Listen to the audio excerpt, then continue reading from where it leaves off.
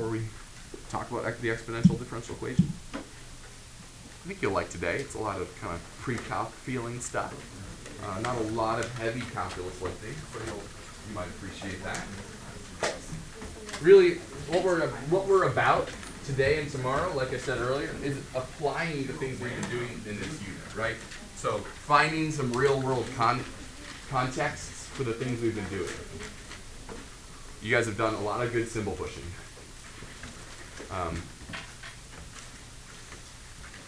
Well, it's unfortunate that my animation is wrong here, but I think maybe this has been said. Like, if someone were to say, I mean, it's really unfortunate that's up there already. Let me do mine. Sorry. Let me correct the animation, because you're supposed to not know that that's what's coming out there. You know, it's the mystery. You know what I mean? The intrigue.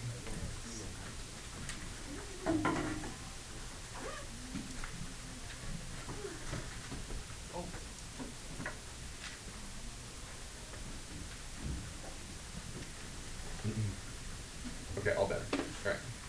All right. Like, if someone were to, I have this view of mathematics. Like, if someone says, like, well, I found some data, and I plotted it, and it looked linear, so therefore it's linear. That's problematic to me. Or someone plots some data that like looks quadratic, and they're like, well, I guess it's quadratic. That's problematic to me. Or if someone plots some data, they've got like 11 pieces of data, and they're like, well, I fit a 10th degree polynomial to this, and it fit perfectly, every point exactly. That's problematic to me, right? Because you have why is that problematic? Well, because you need some theoretical underpinning for your choice of a model, right? So when it comes to an exponential behavior of some kind, it's not good enough for me to just like observe some behavior and be like, well, it's exponential, it must be exponential. There might be some underlying purpose for it to be exponential. Like, so what is the defining characteristic of exponential behavior? What is it? Like, what is it? It's the shape, I guess. That's part of it, maybe. But what makes something grow exponentially? Like, what's the recipe for exponential growth? Yeah. Okay, the derivative is always increasing. You can use calculus language here. You can definitely use calculus language. For example, why do populations often grow exponentially? Like, why does that happen? Yeah. Because with each iteration of x, you multiply the same constant. Why do we multiply by the same constant always? You mean in the case of the population? Yeah, sure. Or you can pick a different example if you like, or something else that grows shrinks exponentially. Because it's the same number of like. You know what? I don't know. We're making progress though. You do always like multiply by the same thing. Kind of, that's an interesting observation. Yeah.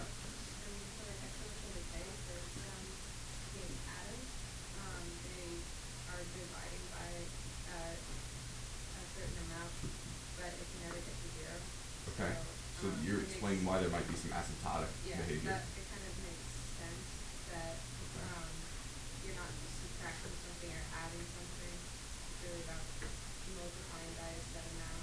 Okay, it's like it's more about proportions than it is about. It's more about like Okay, I think I'm with you on that. Sound off some more here. I think we're making progress. So like the set has to compound upon itself when a new set is created. Okay. Say more. It needs to constantly refer to itself because as it's growing, it's not as if there's some constant there's a constant being referred to, but the population itself is growing, so you can't just have some constant aside that you're just adding. Okay. I also want to sound off. I think it's good to like say this in multiple ways and try and get in on this and different phrasings of it. Why does a population like a human population usually grow exponentially? I mean, it's not a bad assumption. Why would you expect a small population to grow slowly and a big population to grow faster? That's not true of linear growth, right? Constant growth rate all the time for linear. Why is it that like, I don't know, 1 million humans reproduce slower, like create humans at a lower rate than like 1 billion humans? Yeah. Yeah, we have like more baby making ability, right? Like I don't know what's right. Like there are more people having babies, so it makes sense that like in the next time interval that we're going to get more offspring from a group of a billion observed entities than a million, and that could be true for bacteria too, or for any other kind of thing. So I think we've captured it, right? That like the rate we're looking for, the rate of change, the speed at which the population grows, has to do something with the size of the population, and we can make that explicit here. So, and you mentioned radioactive decay, that's here too. But this is the critical piece here, right? Increases or decreases at a rate proportional to the amount present, yes? Doesn't that kind of capture what you guys were saying? Proportion, you were kind of harping on the word proportion. It's not just like an additive thing, it's like a proportion. We're always multiplying by the same thing. That's what we mean by proportion. We also mentioned that it could be increasing or decreasing depending on what kind of thing we're talking about. So if we're looking for that, then I think, and this I think I've already said too, that it's very often true that when we're dealing with modeling in the real world, a lot of times the very first thing we say, the very first assumption we make, the very first equation we write down is a differential equation. Because isn't that how you capture what you just said?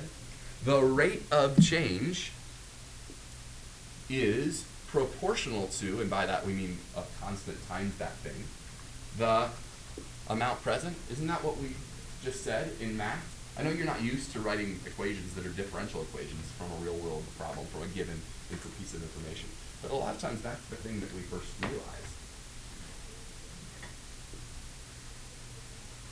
So it's a pretty simple differential equation, but there it is.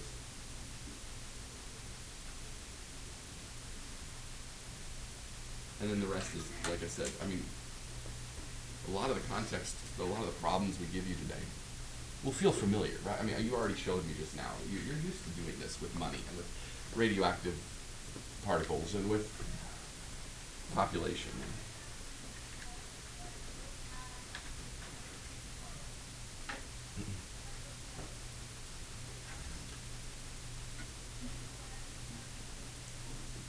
So go ahead and solve it if you haven't already. If you haven't, maybe it's already clear in your mind what it is, I don't know. But just actually solve it. Assume on your way through that k is just like a number, right? Treat it as if you would the number 5 or something. You know, how would you solve the differential equation? dy dt equals 5y. Just let k come along for the ride. And then I'll give you a minute to do that, and I'll show you my solution, which is not any different than what you'll come up with.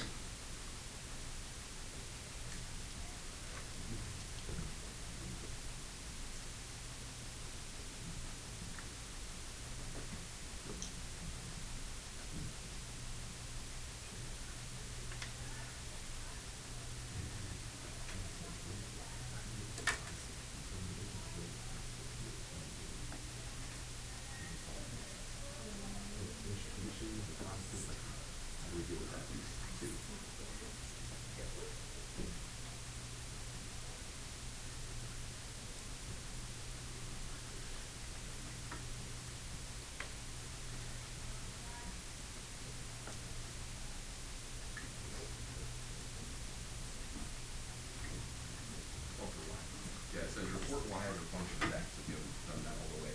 And also some of you maybe stopped early. Make sure you also realize that you need to deal with the constant and the fact that I kind of have given you an initial condition too, right? It's a weird one, but I'm just saying like, let's call the initial amount at time 0 y0, right?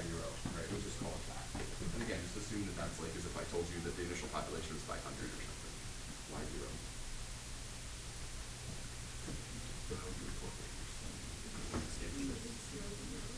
Yeah, so if you told me 0 for t, I want you to get the number y0. That's not true of that.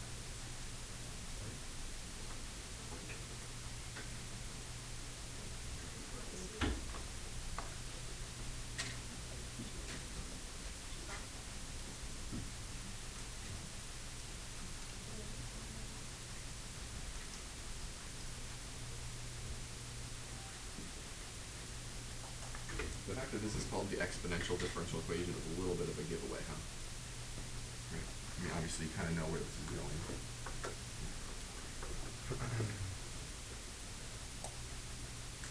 It's separable in the easiest of ways, right? So I think a lot of you have that written down, yes?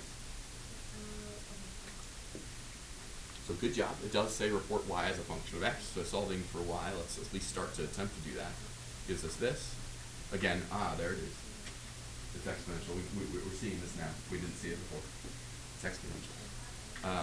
But we still need to do some work here. So I'm gonna. I think this is not the very first time we've pulled this trick. Yes. I'm using this property from algebra. Yes. Yep. Rule of exponents to make that happen right there. And then if that's called C, I don't know. You want to call that like? I mean that'll be, now it's just plus or minus this, right? We're not sure whether it's positive or negative because it's an absolute value, right? Y. But whatever it is, plus or minus e to the c, I don't know whether it's positive or negative, but it's a constant, yes? Let's call it C2, I don't know. Or call it whatever you like, it's a constant. Okay, so I think I've solved the differential equation. I have a general solution. It's y equals something times e to the kt. But we are given initial conditions, so how does that apply then? If we plug in 0 for t, we need to get y0 apparently. So really, what would I like to say maybe here instead? Let's just kind of do a little switch of letters. What do we want to say the solution is then? Yeah, let's, instead of C2, maybe we call it y0, right? I mean, I just did a little thought bubble over here in case you're curious, right? Obviously, I think that does it, right? So let's just check quickly. I think this is kind of fun to check, right? And actually, I think it's not a bad way to solve differential equations by doing it by inspection. Yeah? I mean, in some ways you could just do that. I mean, imagine k is 1. Let's just solve the very easiest differential equation we can think of. And I know you can do a separation of variables and all this kind of stuff, but if someone just said, hey, I'm looking for something where the derivative equals the function, wouldn't you right away, even outside the context of differential equations, like from 2 months ago or something like that, wouldn't you have said, oh, are you talking about e to the x? Or e to the x plus some constant? And I would be like, yes, I am, right? So I think that makes sense that, that's the kind of solution we're getting is this kind here. Anyway, we can plug it in and see, but it's obviously if you plug in 0, you get y0, and it does satisfy the differential equation above, because when you take the derivative, like a k pops out by the chain rule, right?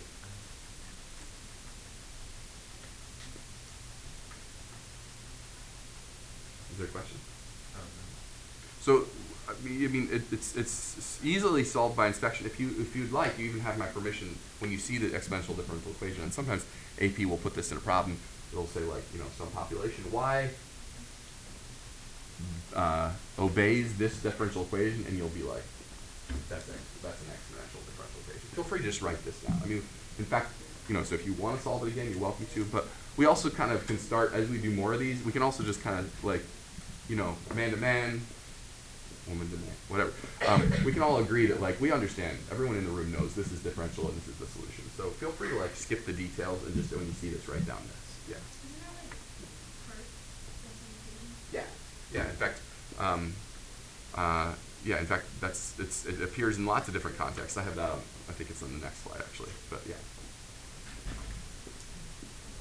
So there it is in a box. There you go. The differential equation and its solution. So feel free to. So like I said, skip the details and just write that down if you ever see it. That's fine. I don't know. Maybe it does require some thinking here. If k is positive, does it make sense that you get exponential growth? If k is negative, you get exponential k. See if it makes sense not only in the pre-calc context, but over here. If you just think about that differential equation, does it make sense that if k is positive, you get exponential growth? So, like I said earlier, we're also gonna do pre-calc style stuff with these things as well. So I think it goes without saying how to interpret this result, right? But in the real world context, we have like some initial amount. We have k being some growth rate, or growth constant, and then we have t being the elapsed time. You know, so all the letters might be changed in a given problem. The same kind of story on all these.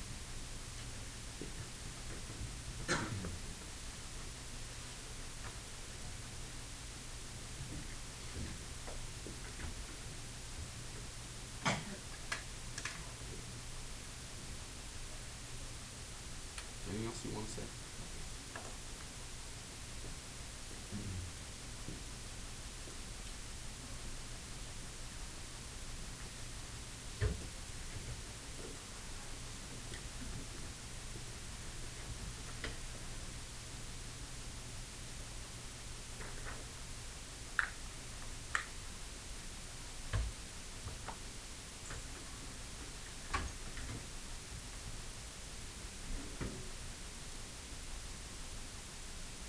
So now I'd just like to highlight a couple applications that we already mentioned, right? So one is the one that someone mentioned a second ago.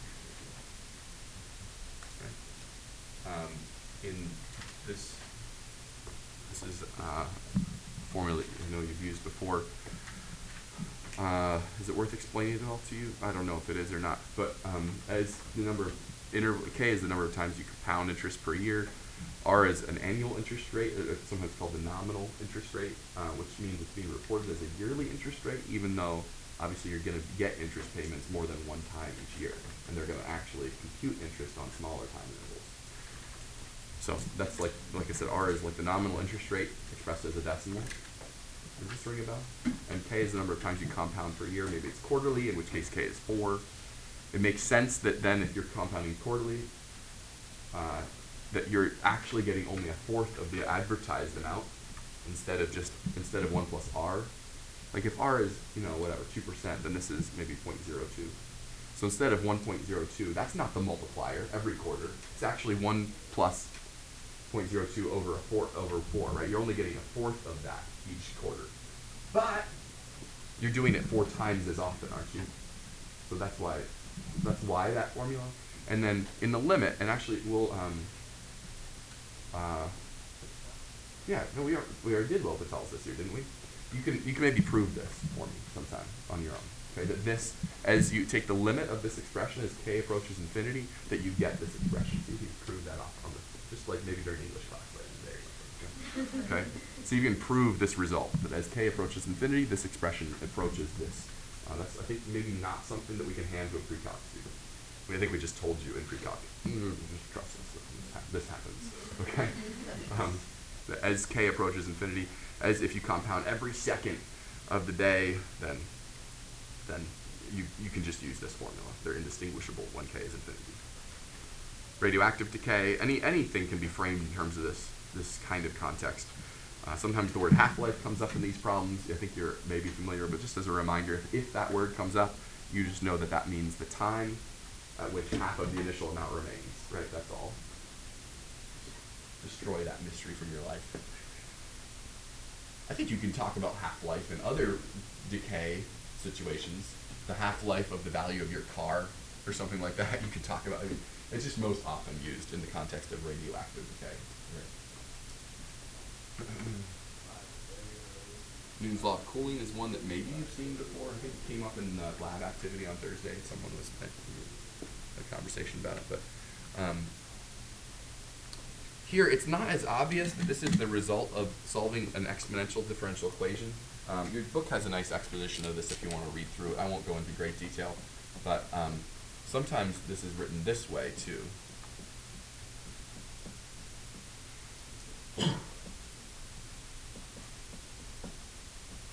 To emphasize that this really is the solution to a differential equation, to the exponential differential equation. It really is of the form like a function equals a constant times e to the kt, or the negative kt.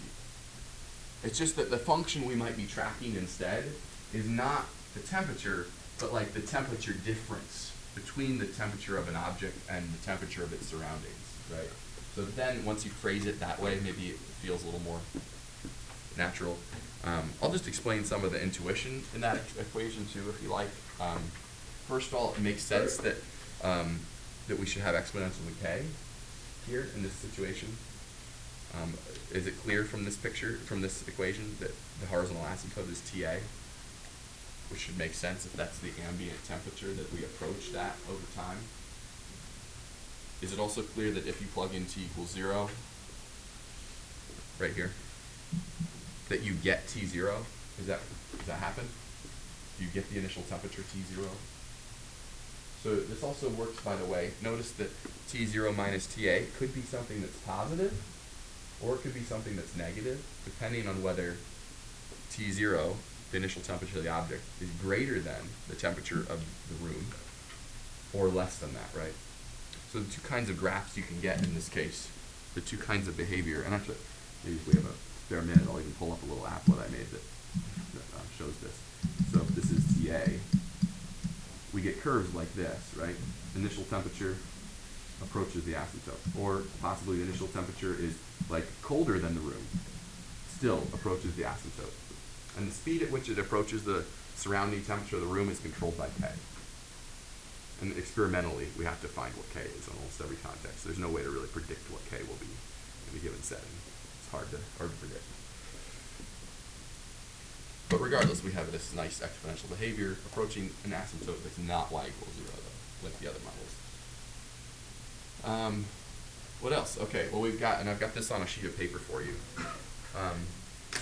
Trying to expose you to some, maybe here's an example that maybe you would encounter in physics class, but I don't feel like it's one that maybe you would have encountered in pre-calc yet. So do some physics here. Physics is really just math, did you know that? I just want you to know that. There's nothing they have that we can't solve.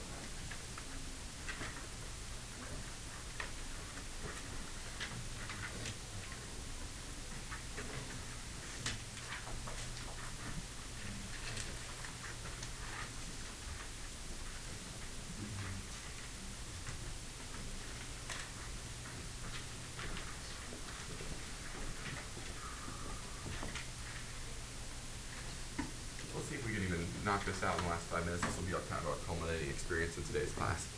So, I'm giving you permission again for A, if you just want to like write down the solution, that's fine. Or if you need to go through the work of solving for it again, that's fine too. Right, whatever, but let's see if we can come up with a solution to this differential equation. We'll call it V of t, how about, right? Sorry, we should have stopped to say what we're even doing. It says at the top, if we assume that other forces being absent, the resistance encountered by a moving object such as a car closely to a stop is proportional to the object's velocity. So, right away, even maybe even if we didn't tell you that, you could realize, okay, that's the exponential differential equation, isn't it? Negative k over m, neat, but all just still a constant, yes? So we really do have dv dt equals something times v. Perfect.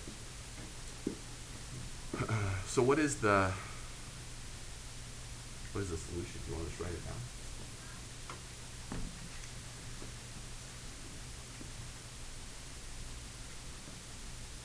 Feel free to solve it if you like. But once you have it, either you just wrote it down or you showed it to a neighbor or something. Just share it with your table, make sure that everyone has the same thing. And then I'll write the answer on the board in a second.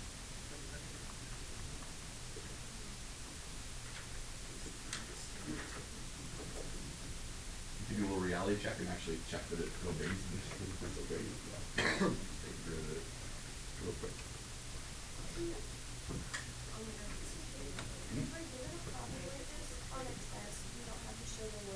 Yeah, not if it's an exponential differential equation, that's fine.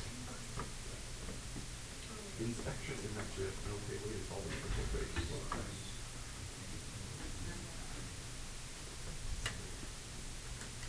Especially one that we've inspected many times before. Okay, so did you get V0, right? Times e to the, what do you want to say here? K. Does that work? If we plug in 0, we get V0. And if we take the derivative of this guy, we get this same thing times negative k over m. So I think we're good. Right? That was the calculus. Plug stuff in here. So let's see, 50 kilogram ice cube. Figure out where that goes. Feel free to go ahead and plug these things in. This is their initial velocity.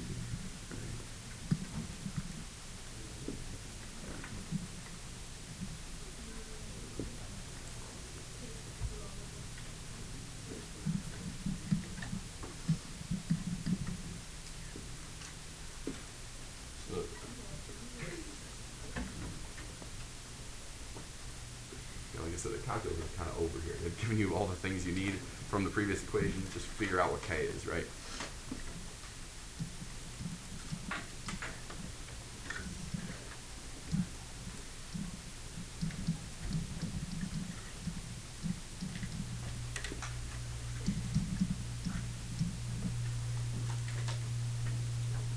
I'm reaching for my calculator again. It might be best practice to save the value of k, store it in some variable in your calculator, because you know that there's a part c and d on the back, or wherever it is, it's c and d on the bottom. So you might want to have the full value. Maybe you store it in the letter k.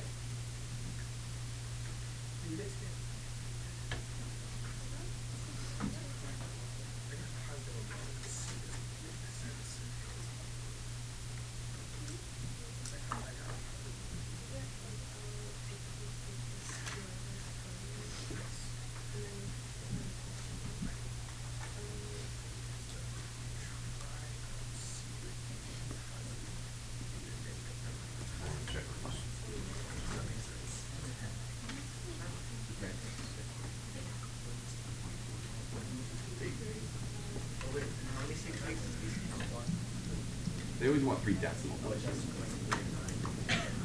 You can either round or truncate here.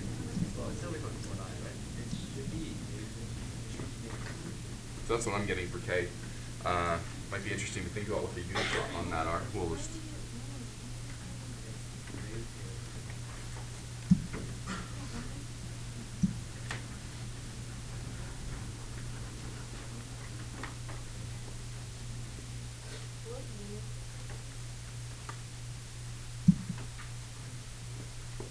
I have to think about it too.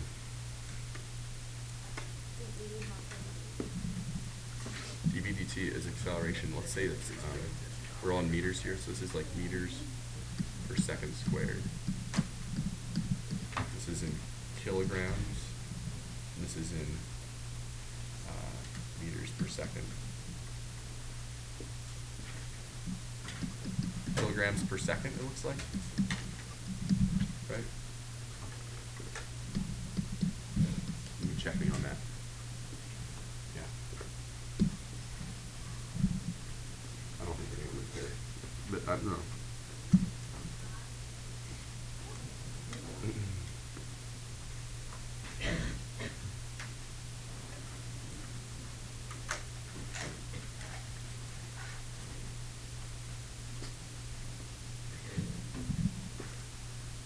What's the first thing you're writing down on C? How do you get in on that? Is there an equation you're solving here? We want to know when velocity is 1.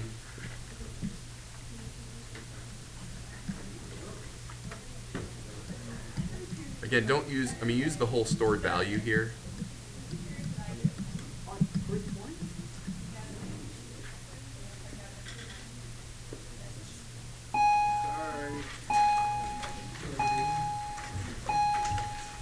Good. Gotta leave you a couple problems to do in English class. All right, homework again is homework number 4, which is from the book. Okay. Feel free to finish this last problem here as well, part D. That's all I've got though. And prove the part formula too while you're at it. Just for fun. Just for fun. Over dinner with your parents, something like that.